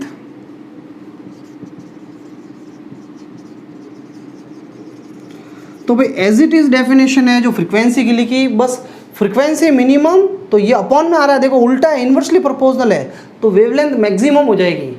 यानी मिनिमम फ्रीक्वेंसी जो इलेक्ट्रॉन को बाहर निकालने के लिए चाहिए, और वही अगर फ्रीक्वेंसी की जगह वेवलेंथ बोलूँ तो मैक्सिमम वेवलेंथ जो इलेक्ट्रॉन को बाहर निकालने के लिए चाहिए उसको कहोगे आप थ्रेशोल्ड वेवलेंथ। तो डेफिनेशन भाई पूरी पूरी वैसे ही लिख लेना, the maximum wavelength of incident radiation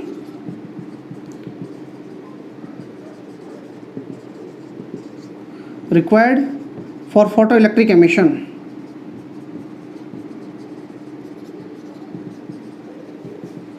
is called threshold wavelength।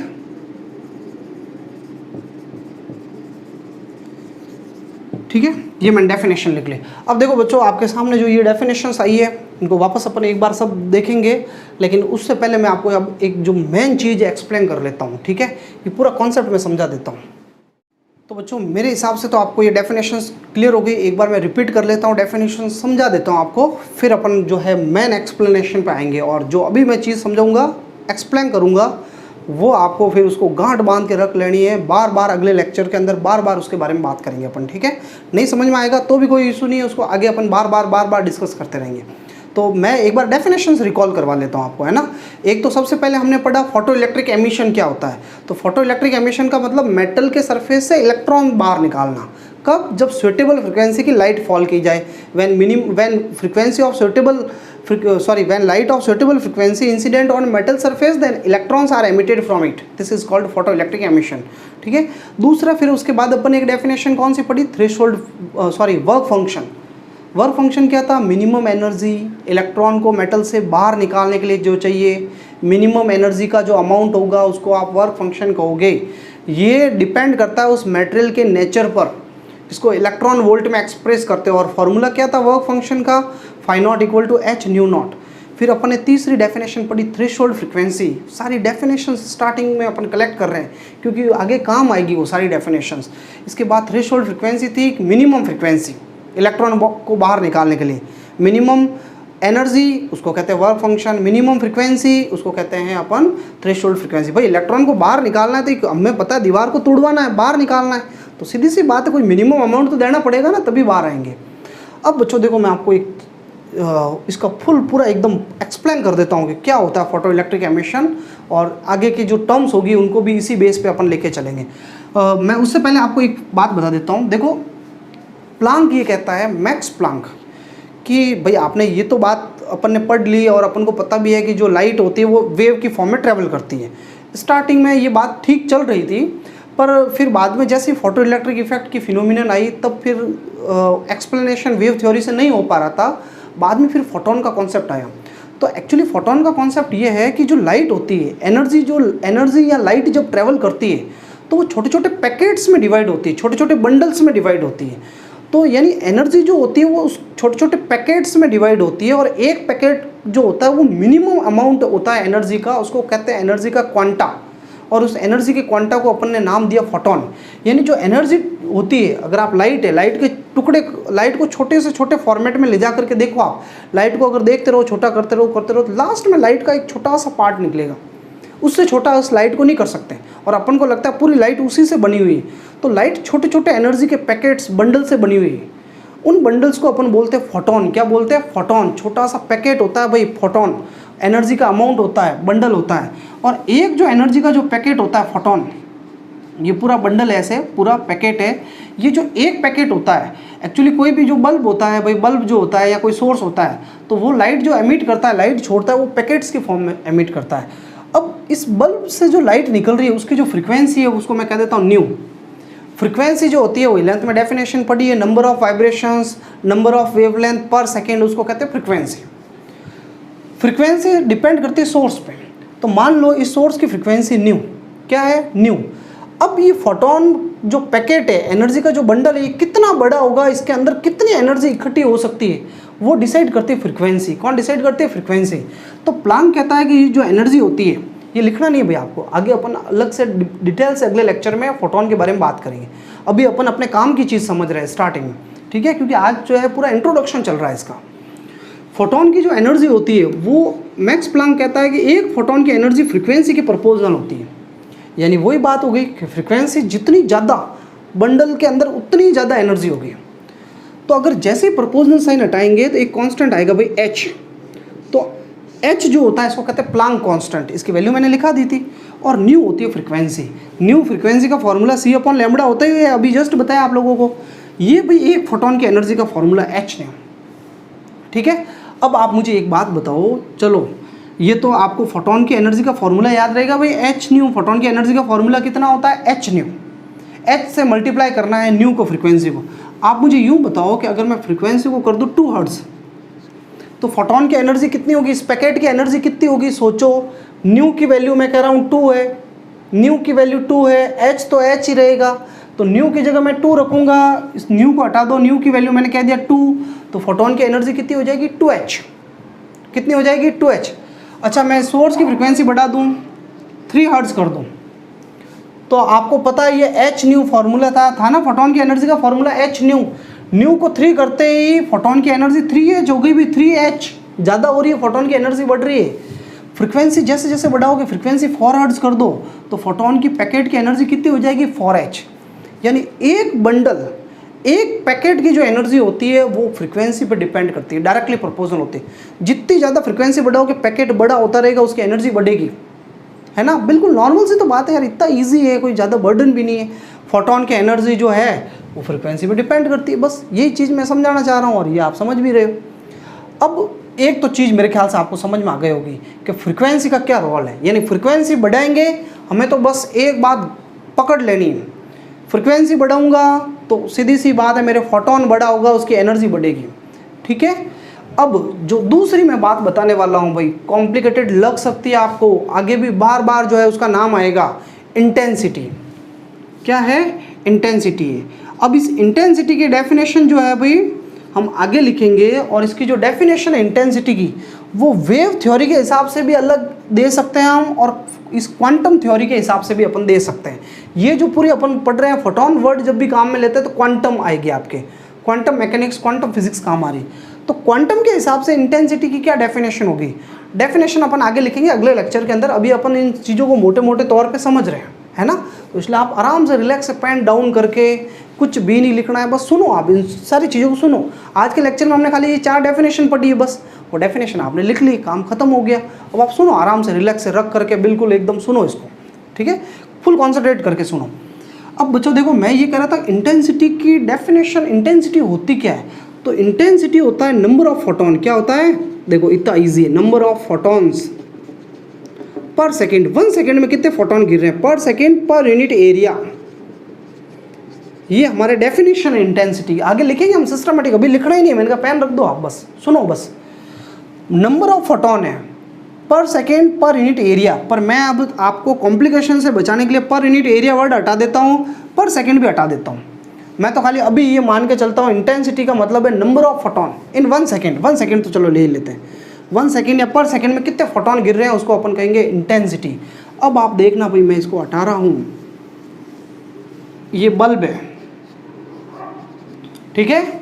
आप मुझे यूँ बताओ कि मैं कह रहा हूँ इस बल्ब की फ्रीक्वेंसी है 2 हर्ट्ज़। कितनी है, 2 हर्ट्ज़। देखना समझना आप, बिल्कुल ईजी है। 2 हर्ट्ज़ फ्रीक्वेंसी पे, 2 हर्ट्ज़ फ्रीक्वेंसी है तो एक फोटोन जो आएगा उसकी एनर्जी कितनी होगी। तो फोटोन की एनर्जी का फॉर्मूला है एच न्यू। न्यू की वैल्यू मैंने आपको दे दी 2, तो न्यू की जगह जैसे 2 रखोगे तो फ्रीक्वेंसी, फोटोन की एनर्जी कितनी हो जाएगी, एनर्जी 2h। तो फ्रीक्वेंसी तो है 2 और इंटेंसिटी है 3 हर्ट्ज़। कितनी है, 3 हर्ट्ज़। और ये कोई आपके एक मेटल है, मेटल, इस मेटल पे भाई अब यहाँ से लाइट गिर रही है, जा करके लाइट गिर रही है, तो देखो इंटेंसिटी 3 है, 3 इंटेंसिटी। इसका मतलब कितने फोटोन निकल रहे हैं सोर्स से, 1 2 एंड 3, 3 पैकेट निकल रहे हैं, 3 एनर्जी के बंडल निकल रहे हैं। क्यों निकल रहे हैं, क्योंकि इंटेंसिटी 3 है, इसलिए 1 सेकेंड में ये बल्ब कितने फोटोन फेंकेगा, कितने फोटोन फेंकेगा, 3 फोटोन फेंकेगा। अगर इंटेंसिटी मैंने कह दी 5 है इसकी, तो 1 सेकेंड में ये 5 फोटोन फेंकेगा। इंटेंसिटी 1000 है तो 1 सेकेंड में 1000 फोटोन फेंकेगा, क्योंकि फोटोन के नंबर को अपन क्या कहते हैं, इंटेंसिटी। अभी हम सिंप्लिसिटी के लिए मैं कह रहा हूँ इंटेंसिटी है 3। कितनी है, 3। फ्रीक्वेंसी कितनी है भाई 2, तो फ्रीक्वेंसी तो भाई एक फोटोन की एनर्जी कौन बताएगी, फ्रीक्वेंसी तो बताएगी। तो फ्रीक्वेंसी बढ़ाने पे एक फोटोन की एनर्जी हो गई 2h, इसकी भी कितनी होगी 2h और इसकी भी कितनी होगी 2h। ठीक है, एक फोटोन की एनर्जी कौन डिसाइड कर रही है, फ्रीक्वेंसी। बट टोटल एनर्जी कितनी बल्ब फेंक रहा है एक सेकंड में, अगर आपको कहे टोटल कितनी एनर्जी फेंक रहा है, तो एक सेकंड में ये 3 फोटोन फेंक रहा है, तो टोटल एनर्जी होगी 2h 2h 2h 6h। कितनी होगी 6h। यानी इंटेंसिटी मुझे कहीं ना कहीं टोटल एनर्जी के बारे में आइडिया देती है, टोटल कितनी एनर्जी फेंकेगा बल्ब, वो इंटेंसिटी बता रही है मुझे। लेकिन एक फोटोन के पास कितनी एनर्जी होगी, एक फोटोन के पास, वो मुझे कौन बता रहा है, फ्रीक्वेंसी, है ना। तो भाई इंटेंसिटी 3 है, ये आपको क्लियर हो गया। तो 3 फोटोन गिर रहे हैं, फ्रीक्वेंसी कितनी है 2 है, तो 2 2 2h 2h 2h 2h का फोटोन। अगर मैं फ्रीक्वेंसी को 3 कर दूं और इंटेंसिटी को 3 रहने दूं, तो फोटोन तो 3 ही होंगे, बट फ्रीक्वेंसी एक एक फोटोन की कितनी हो जाएगी 3h 3h 3h। क्लियर। अब मैं वापस आ जाता हूँ उसी पे 2 की फ्रीक्वेंसी पे, तो एक फोटोन की एनर्जी कितनी होगी 2h 2h 2h, but intensity 3 है, तो 3 फोटोन गिर रहे हैं, नंबर ऑफ फोटोन 3 है और फ्रीक्वेंसी 2 है। अब बच्चों देखो, अब अपन आ रहे हैं फोटो इलेक्ट्रिक एमिशन पे। ये दीवार है भाई, बहुत मजबूत दीवार है, इस दीवार के अंदर इलेक्ट्रॉन फंसे हुए हैं, इलेक्ट्रॉन्स फंसे हुए हैं, बहुत सारे इलेक्ट्रॉन है, फ्री इलेक्ट्रॉन्स फंसे हुए हैं। ठीक है, इलेक्ट्रॉन जब वर्ड यूज़ करूँ तो फ्री इलेक्ट्रॉन के बारे में दिमाग में आना चाहिए। ये इलेक्ट्रॉन इस दीवार को तोड़ के बाहर आना चाहते हैं, पर बाहर नहीं आ पाएंगे, क्यों, क्योंकि इन्हें एनर्जी चाहिए, दीवार को तोड़ के बाहर आने के लिए तो भाई एनर्जी चाहिए ना, नहीं आ पाएंगे। तो अब दीवार को तोड़ने के लिए चाहिए कितनी एनर्जी, उसको कहते हैं वर्क फंक्शन, और मैं कह देता हूँ कि भाई वर्क फंक्शन है 4h। कितना है 4h वर्क फंक्शन है, जो मिनिमम एनर्जी चाहिए उसी को तो वर्क फंक्शन कहते हैं 4h। तो मैं कह रहा हूँ वर्क फंक्शन है 4h। अब देखो एक और छोटी सी चीज़ आपको दिमाग में रखनी है, अब आप थोड़े से शायद हो सकता है बोर हो जाओ, पर अब यही कंसंट्रेट करना है, पूरा इसका जो एंडिंग है वो यही अभी आने वाली है, बस इसी को बस अब आप समझना है मैन।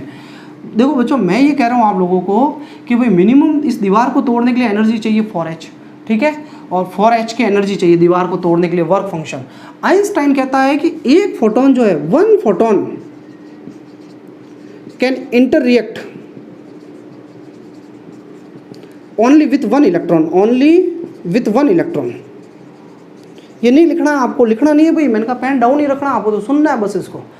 एक फोटोन एक ही इलेक्ट्रॉन के साथ इंटरेक्ट कर सकता है, यानी इस एक फोटोन को, फोटोन का मतलब क्या है, एनर्जी, इस एनर्जी को एक ही इलेक्ट्रॉन एब्जॉर्ब कर सकता है, बस एक। यूँ नहीं होगा कि फोटोन का टुकड़ा हो जाए और दोनों आधे आधे बांट दें, नहीं, एक फोटोन है पैकेट, तो एक इलेक्ट्रॉन ही लेगा। अच्छा, एक इलेक्ट्रॉन यूँ भी नहीं 2 फोटोन ले लेगा, एक एब्जॉर्ब कर दिया, कम पड़ गया तो एक और ले लूँ, नहीं। आइंस्टाइन कहता है कि एक फोटोन को एब्जॉर्ब करेगा एक ही इलेक्ट्रॉन सफिशिएंट है तो ठीक, नहीं तो वेस्टेज पूरा, कोई मतलब नहीं है। तो अब देखना, आपने 3 फोटोन फेंके, इंटेंसिटी कितनी है 3 और फ्रीक्वेंसी है 2, तो एक फोटोन की एनर्जी है 2h 2h 2h। 3 फोटोन फेंके तो आइंस्टाइन कहेगा एक इलेक्ट्रॉन एक ही फोटोन एब्जॉर्ब करेगा, तो इसने एक फोटोन एब्जॉर्ब कर लिया, इसने भी एक एब्जॉर्ब कर लिया, इसने भी एक एब्जॉर्ब कर लिया। भाई कितने फोटोन एब्जॉर्ब हो गए, तीनों इलेक्ट्रॉन एब्जॉर्ब कर दिए। अपन तो अकेले एक इलेक्ट्रॉन की बात करते हैं, इसको दीवार तोड़नी है, तो इसको कितनी एनर्जी दिया आपने 2h, और चाहिए कितनी इसको एनर्जी तोड़ने के लिए, दीवार तोड़ने के लिए 4h। तो क्या इलेक्ट्रॉन बाहर आएगा क्या, अरे नहीं आएगा, आपने कम दी ना एनर्जी, तो कहाँ से आ जाएगा। चलो मैं तो है ना इंटेंसिटी बढ़ा देता हूँ भाई, मैं तो 4 फोटोन गिराता हूँ, लो, यानी एक और एक्स्ट्रा और फोटोन गिरा रहा हूँ मैं, एक और एक्स्ट्रा फोटोन गिरा रहा हूँ। फ्रीक्वेंसी आपने 2 ही रखी है, तो इसकी भी एनर्जी कितनी होगी 2h ही तो होगी, क्योंकि फ्रीक्वेंसी तो चेंज नहीं किया आपने 2।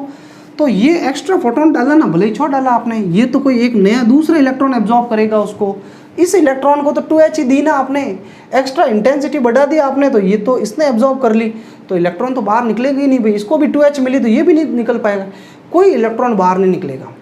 इंटेंसिटी में 5 कर दूँ, चलो 5 फोटोन गिरा दो, एक और एक्स्ट्रा गिरा दूँ, एक और गिरा दूँ, तो भी इसकी एनर्जी भी कितनी होगी 2h, और इसको कोई एक नया एक और इलेक्ट्रॉन एब्जॉर्ब करेगा, तो बाहर तो नहीं निकलेगा ना, एक इलेक्ट्रॉन को तो 2h ही दे रहे हो ना।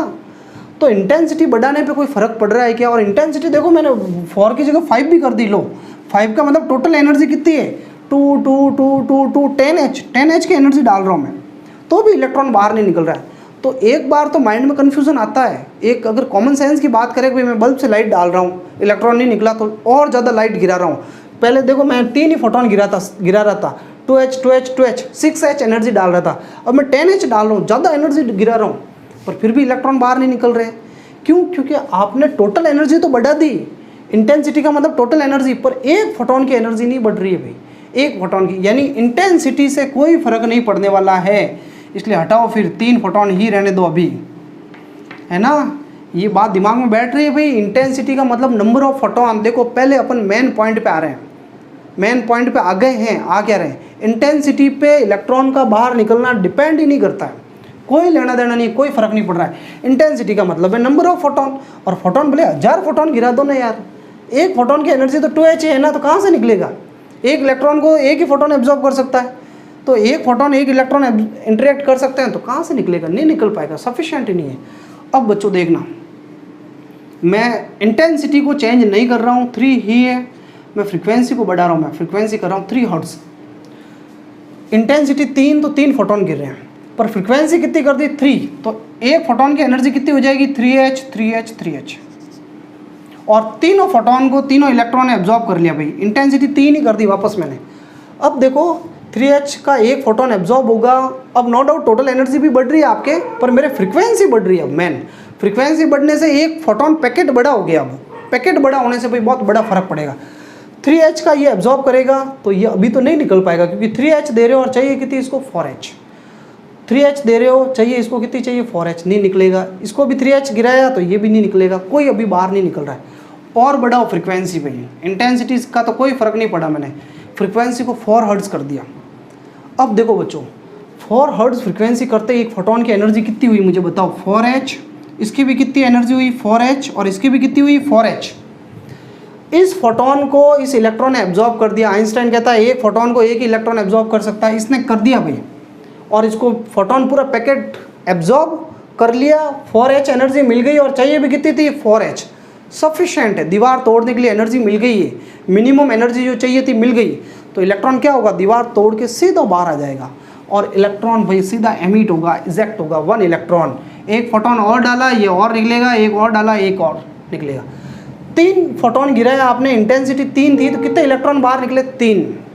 तो बच्चों अब मुझे यूँ बताओ, मिनिमम कितनी फ्रीक्वेंसी आपको गिरानी पड़ी? 4 हर्ट्ज़ मिनिमम। तो मिनिमम फ्रीक्वेंसी जो गिरानी पड़ी, इसी को तो कहते हैं थ्रेशोल्ड फ्रीक्वेंसी। मिनिमम फ्रीक्वेंसी जो इलेक्ट्रॉन को बाहर निकालने के लिए चाहिए, उसको कहते हैं थ्रेशोल्ड फ्रीक्वेंसी। और हमने देखा कि यहाँ पे जो मिनिमम फ्रीक्वेंसी थी 4 हर्ट्ज़ है, और फ्रीक्वेंसी न्यू नॉट है 4 हर्ट्ज़, तो वर्क फंक्शन है 4H, क्योंकि फ्रीक्वेंसी थ्रेशोल्ड जो है उसी से वर्क फंक्शन बनता है। तो मिनिमम फ्रीक्वेंसी आपने देखा 4 चाहिए थी, इसको अपन कहते हैं थ्रेशोल्ड फ्रीक्वेंसी। अब है ना, देखो मैं फ्रीक्वेंसी को 5 कर दूँ तो क्या होगा भाई? क्या होगा? तो फ्रीक्वेंसी 5 करूँ, इंटेंसिटी 3 ही है, तो एक फोटोन की एनर्जी हो जाएगी 5H 5H 5H। 3 फोटोन गिर रहे हैं, तो ये इसने इसको एब्जॉर्ब किया, चाहिए कितनी थी? 4H, आपने 5 दी तो 6 दी ना, 4H दीवार तोड़ दी, 1H एक्स्ट्रा बची हुई इसके पास, काम आएगी। लेकिन इलेक्ट्रॉन तो बाहर आ गया भाई, आपने ज़्यादा दी तो कोई प्रॉब्लम नहीं, इलेक्ट्रॉन बाहर आ जाएगा। 3 फोटोन गिरा है तो 3 इलेक्ट्रॉन बाहर आएंगे। मैं फ्रीक्वेंसी 6 कर दूँ तो भी फोटोन की एनर्जी 6H हो जाएगी, और 6H आपको 4H तो दीवार तोड़ने में खर्च हो जाएगी, तो 3 इलेक्ट्रॉन बाहर निकलने हैं, ज़्यादा एनर्जी दे रहे हो तो निकलेंगे निकले। तो अब इलेक्ट्रॉन बाहर निकलने लग गए, तो भाई अब है ना, कितने इलेक्ट्रॉन बाहर निकल रहे हैं वो डिपेंड कर रहा है इंटेंसिटी पे, ठीक है, इंटेंसिटी पे डिपेंड कर रहा है। तो भाई जो इलेक्ट्रॉन, जब जितने इलेक्ट्रॉन निकलेंगे उतनी करंट होती है। तो अभी तो मैंने है ना, मैं इसको फ्रीक्वेंसी को बढ़ाता जा रहा हूँ, तो 3 ही इलेक्ट्रॉन निकल रहे हैं, इंटेंसिटी 3 ही है, ठीक है, इंटेंसिटी 3 ही, इसलिए 3 ही इलेक्ट्रॉन निकल रहे हैं। तो पहली बात आपको ये मैं पूछूं कि जो फोटो इलेक्ट्रिक एमिशन है, फोटो इलेक्ट्रिक एमिशन, वो फ्रीक्वेंसी से डिसाइड हुआ या इंटेंसिटी से? आप मुझे बताओ। तो भाई वो तो मेरे फ्रीक्वेंसी से डिसाइड हुआ, इंटेंसिटी पे कोई लेना देना नहीं था, ये चीज़ मैंने देख ली, ठीक है। अब देखो मैं आपको यूं कह रहा हूं कि भाई फ्रीक्वेंसी आपने 6 कर ली, तो लेकिन इंटेंसिटी 3 है, तो 3 ही इलेक्ट्रॉन निकल रहे हैं, और 3 इलेक्ट्रॉन निकलेंगे तो करंट 3 इलेक्ट्रॉन की वजह से ही होगी। आप फ्रीक्वेंसी कितनी भी बढ़ा दो, इंटेंसिटी अगर 3 है तो 3 इलेक्ट्रॉन ही निकलेंगे, क्योंकि इंटेंसिटी का मतलब है नंबर ऑफ फोटोन, और नंबर ऑफ फोटोन जितने होंगे उतने इलेक्ट्रॉन निकलेंगे, क्योंकि आइंस्टाइन ने कहा एक फोटोन को एक इलेक्ट्रॉन एब्जॉर्ब करता है। तो इंटेंसिटी जितनी होगी तो इलेक्ट्रॉन भी उतने निकलेंगे, तो करंट भी उतनी होगी। तो मैं अगर फ्रीक्वेंसी जितनी बढ़ाऊँ, फ्रीक्वेंसी बढ़ाऊँ तो क्या मेरे कोई इलेक्ट्रॉन के नंबर बढ़ रहे हैं क्या? और इलेक्ट्रॉन का नंबर है, नंबर ऑफ इलेक्ट्रॉन जो है, नंबर ऑफ इलेक्ट्रॉन डिसाइड करेगा करंट को। किसको डिसाइड करेगा? करंट को। तो फ्रीक्वेंसी बढ़ाने पे करंट पे तो कोई फर्क नहीं पड़ रहा है, क्योंकि 3 ही इलेक्ट्रॉन निकल रहे हैं। फ्रीक्वेंसी 7 करूँगा तो भी 3 इलेक्ट्रॉन निकलेंगे। अच्छा, आप चलो मान लो फ्रीक्वेंसी 5 है, तो एक फोटोन की एनर्जी कितनी होगी भाई? 5h। मैंने इंटेंसिटी को 4 कर दिया, तो कितने फोटोन गिराओगे आप? 4 फोटोन गिरेंगे। ये भी कितने का होगा? 5h। फ्रीक्वेंसी देखो 5 है तो ये 5h का। 4 फोटोन डालोगे तो 4 इलेक्ट्रॉन निकलेंगे। 4 निकलेंगे तो करंट अब थोड़ी ज़्यादा हो जाएगी भाई। पहले 3 थे, अब 4 इलेक्ट्रॉन निकल गए, करंट बढ़ रही है। पहले इंटेंसिटी का कोई रोल नहीं था पहले, क्योंकि फ्रीक्वेंसी थ्रेशोल्ड से कम थी, लेकिन अब इंटेंसिटी भी पार्ट ले रही, काम आ रही है। मैंने 5 कर दी इंटेंसिटी। इंटेंसिटी 5 का मतलब 5 फोटोन गिरा रहा हूँ भाई। 5 फोटोन गिराओगे तो एक कोई और इलेक्ट्रॉन होगा, वो उसको एब्जॉर्ब कर लेगा और 5 इलेक्ट्रॉन बाहर निकलेंगे। तो नंबर ऑफ इलेक्ट्रॉन, इलेक्ट्रॉन का बाहर निकलना, यानी नंबर ऑफ इलेक्ट्रॉन का मतलब सीधा सा करंट है। जितने ज़्यादा इलेक्ट्रॉन उतनी ज़्यादा करंट होगी, उतना ज़्यादा चार्ज। तो इलेक्ट्रॉन तभी बढ़ रहे हैं जब मैं इंटेंसिटी बढ़ा रहा हूँ। क्या बढ़ा रहे हैं हम? इंटेंसिटी बढ़ा रहे हैं। तो देखो, अब मेरे हिसाब से मैंने ये पूरा एक्सप्लेनेशन किया है। अब मैं आपको थोड़ा सा एक बार वापस ब्रीफ रिव्यू बता देता हूँ, फिर अपन कुछ और भी चीज़ें देखेंगे। पर अब थोड़ा सा आपको एक ये डिफरेंस पता चला होगा कि इंटेंसिटी और फ्रीक्वेंसी का क्या रोल है। आप इस बात को आप दिमाग में डाल दो कि फ्रीक्वेंसी बढ़ाने पे ही आपके इलेक्ट्रॉन बाहर निकलेंगे। फ्रीक्वेंसी एक मिनिमम फ्रीक्वेंसी होती है, थ्रेशोल्ड फ्रीक्वेंसी, उससे कम है तो इलेक्ट्रॉन बाहर नहीं निकलेंगे। इतनी तो देनी है। अगर जैसे ये मेटल है, मैं कहता हूँ इस मेटल की दीवार से इलेक्ट्रॉन को बाहर निकालने के लिए जो वर्क फंक्शन है वो 6h का है। तो आपको पता होना चाहिए कि मुझे बल्ब से फ्रीक्वेंसी को 6 रखना है, कम से कम 6 हर्ट्ज रखनी फ्रीक्वेंसी। तभी 6 हर्ट्ज रखूँगा, तभी एक फोटोन की एनर्जी कितनी होगी? 6h, और ये इसको एब्जॉर्ब करेगा और बाहर निकलेगा। तो मिनिमम फ्रीक्वेंसी 6 चाहिए। वर्क फंक्शन 6h है तो फ्रीक्वेंसी मिनिमम 6 होनी चाहिए। तो ये मिनिमम फ्रीक्वेंसी को कहते हैं थ्रेशोल्ड, ठीक है। और कितने ज़्यादा आप इंटेंसिटी करोगे, इंटेंसिटी 4 करोगे तो 4 फोटोन गिरेंगे 6h के, और 4 फोटोन गिरेंगे, 4 पैकेट गिरेंगे, 4 इलेक्ट्रॉन बाहर निकलेंगे। तो इलेक्ट्रॉन का बाहर निकलना इस पर डिपेंड, इलेक्ट्रॉन बाहर निकलेंगे या नहीं निकलेंगे डिसाइड ये करता है। फोटो इलेक्ट्रिक एमिशन होगा या नहीं होगा, ये फ्रीक्वेंसी डिसाइड करती है। कितने इलेक्ट्रॉन निकलेंगे, करंट कितनी होगी, वो इंटेंसिटी डिसाइड करती है। फिर अगले लेक्चर में हम देखेंगे काइनेटिक एनर्जी पे भी क्या फ़र्क पड़ता है, वो भी अपन और अच्छे से समझेंगे। अपने अगले लेक्चर में ये भी बात करेंगे कौन से ऐसे एक्सपेरिमेंट थे जिससे अपन को पता चला फोटो इलेक्ट्रिक एमिशन क्या होता है और उसकी डिस्कवरी कैसे हुई, ठीक है। लेकिन उससे पहले आपको ये, मेरे ख्याल से ये जो चीज़ें आज जो भी डिस्कस की है, इनको आप अच्छे से सोचना, समझना। अगले लेक्चर में हम और डिटेल से बात करेंगे इनके बारे में, ठीक है। Thank you.